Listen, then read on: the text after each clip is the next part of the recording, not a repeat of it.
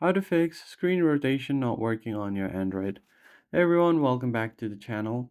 If your phone screen refuses to rotate, it's usually a simple working issue. Let's see how you can easily fix it.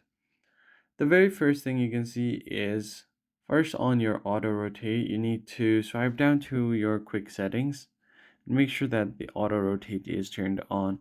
It should look something like this. And right below Wi-Fi, I have mobile data. You can try to turn on airplane mode as well. It will completely refresh your settings.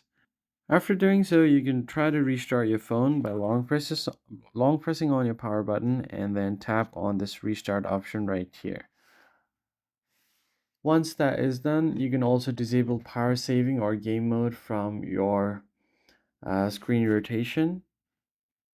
Now to disable power saving mode, you can go to settings and then go to battery.